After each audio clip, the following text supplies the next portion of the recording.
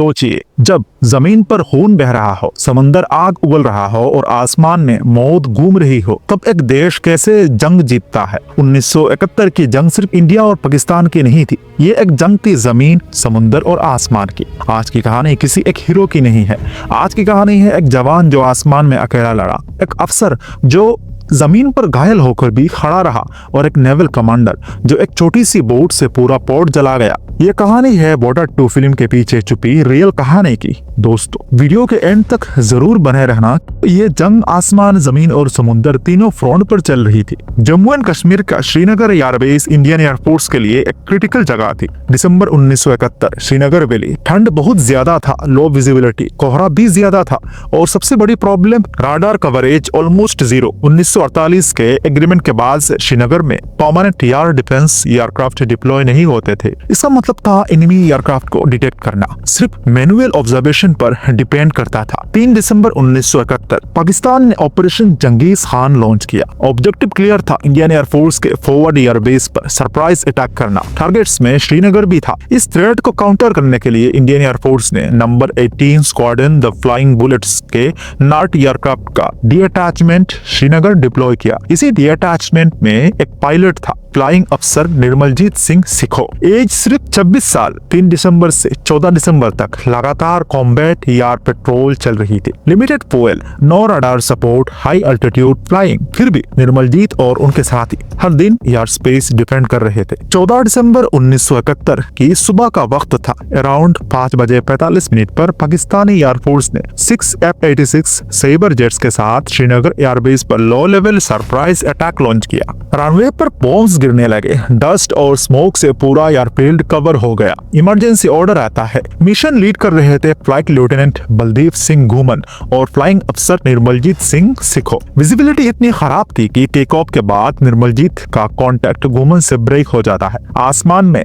अब situation clear थी। 1 pilot, 6 enemy fighters. Ground controller radio connect करता है, ऑर्डर देता है return to base. Nirmaljit Singh का जवाब शॉर्ट था, प्रोफेशनल था, I will take them on. जोरदार डॉग फाइट चल रही थी, एक्सट्रीमली क्लोज कॉम्बैट। निर्मलजीत एक सेबर जेट को डायरेक्ट हिट करते हैं, एनिमी एयरक्राफ्ट डिस्ट्रॉय हो जाता है। सेकंड सेबर जेट हिट होने के बाद राजौरी डायरेक्शन में डिसएंगेज करता है। रिमेनिंग 4 सेबर जेट्स अब निर्मलजीत को टारगेट करते हैं। इसी दौरान निर्मलजीत का नार्ट एयरक्राफ्ट हिट हो जाता है। कंट्रोल इश्यूज स्टार्ट हो चुके थे। एयर कंट्रोलर से squadron leader Virendra Singh Pathania last instruction देते हैं, eject immediately. Nirmaljit eject attempt करते हैं लेकिन डैमेज की वजह से इजेक्ट नहीं होती। एयरक्राफ्ट इन्वर्टेड हो जाता है और कंट्रोल कंप्लीटली लॉस्ट हो जाता है। 14 दिसंबर 1971 2 बजे 45 मिनट पर फ्लाइंग अफसर निर्मलजीत सिंह सिखो अपनी ड्यूटी के दौरान वीरगति को प्राप्त होते हैं। निर्मलजीत के एक्शन का रिजल्ट तुरंत दिखा। पाकिस्तानी एयरफोर्स ने श्रीनगर सेक्टर में मेजर ऑपरेशंस अवॉइड करना शुरू कर दिए। इंडियन आर्मी को ग्राउंड पर मूव करने का टाइम मिला। एक पायलट का डिसीजन पूरी सेक्टर के लिए अंतिम साबित हुआ। 26 जनवरी 1972 फ्लाइंग अफसर निर्मलजीत सिंह सिखो को पोस्टमर परमवीर चक्र से सम्मानित किया गया। अब बात करते हैं जमीन की।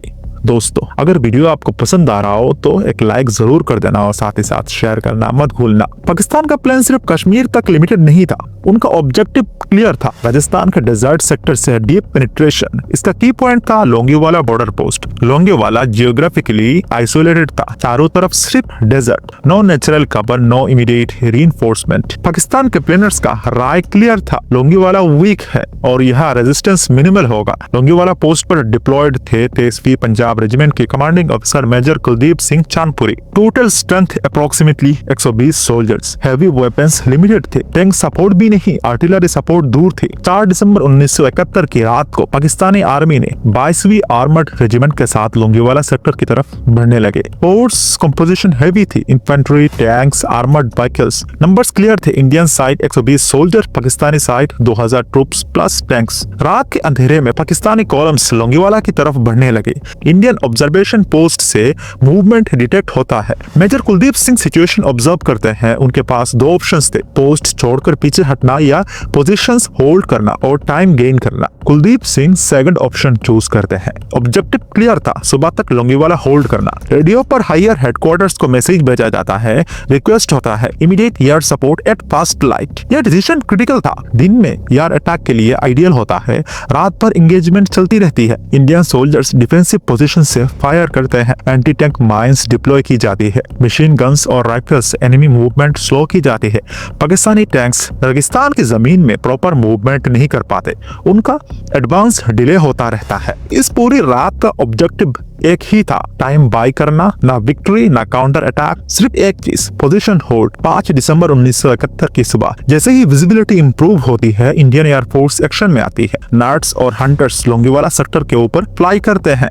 डेजर्ट में exposed Pakistani armoured air attack के लिए वल्नरेबल हो चुका था। टैंक्स और सप्लाई बाइकर्स को टारगेट करते हैं। मल्टीपल पाकिस्तानी टैंक्स डिस्ट्रॉय हो जाते हैं। ग्राउंड फोर्सेस के लिए आगे बढ़ना इम्पॉसिबल हो जाता है। पाकिस्तान का लोंगीवाला ऑपरेशन पूरी तरह कोलैप्स हो जाता है।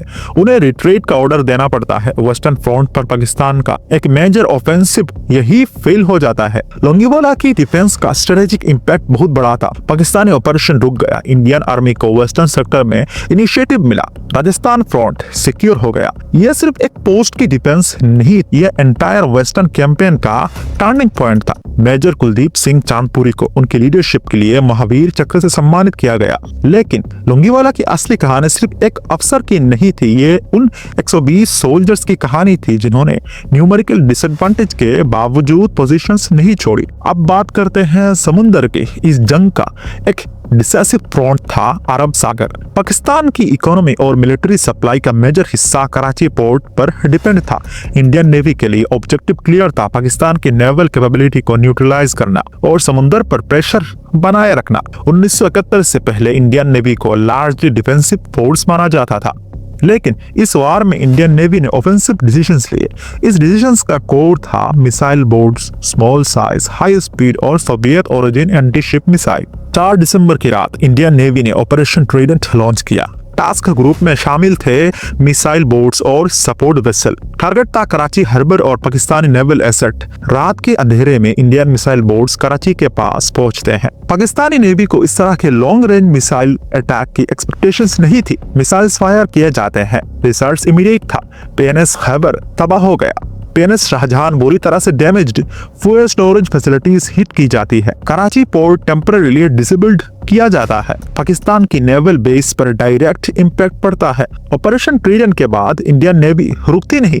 3 दिन बाद ऑपरेशन पाइथन लॉन्च होता है।